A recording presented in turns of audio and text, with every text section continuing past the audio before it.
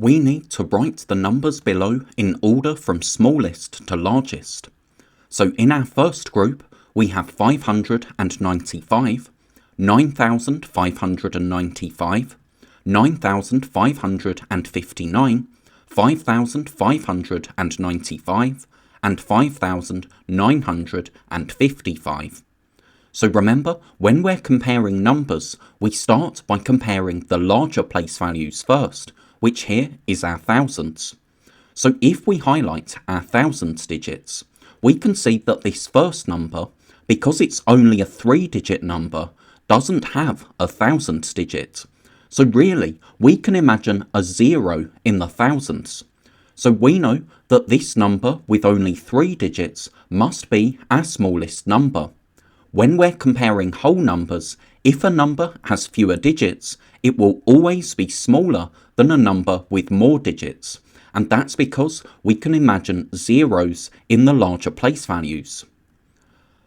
Now, we know that because these numbers both have 5 in the thousands, but these numbers had 9, one of these numbers with 5 in the thousands will be next smallest. But because they both have the same number of thousands, to compare them, what we need to do is move across and look at the next digit along. So look at our hundreds digits. Here we have 5, but here we have 9. So this number with 5 in the hundreds will be next smallest, and then this number with 9 hundreds. Now it doesn't matter that this number has 9 tens, because remember, hundreds are larger than tens. We need 10 tens just to make one extra hundred. So now we know that one of these numbers with 9 thousands will be our largest number. To see which is next smallest and which is largest, again we need to look to the next place value column along. But here they both have 5 in the hundreds, so we move along again and look at the tens.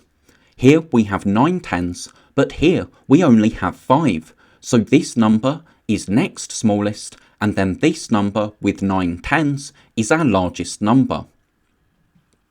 Now we have 4,411, 1,441, 1,414, 5,111, and 444. Again, we start by comparing the larger place values, but again, we can see that this number here doesn't have a thousands digit. It's only a 3-digit number, so we know that that must be our smallest number. Now we can also see that this number, because it has the most thousands, will be our largest number, and then because this first number has 4 thousands, but these numbers only have 1, this number with 4 thousands will be second largest. So now all that we have left are these two numbers which both have 1 in the thousands place. So we move along and look at the hundreds. They both have the same number of hundreds, but when we look at the tens, we can see that this has 4 tens, but this number here only has 1.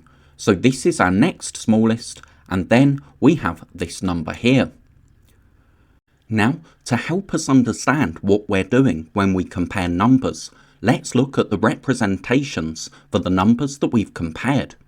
So for our first group, our smallest number was 595. So there's 5 hundreds, 9 tens, and 5 ones.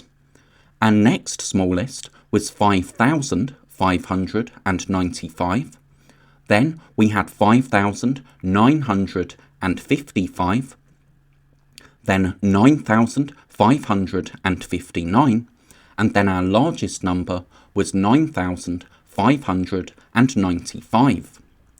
Then, for the second group of numbers, our smallest number was 444, then 1,414, then 1,441, 4,411, and then our largest number was 5,111.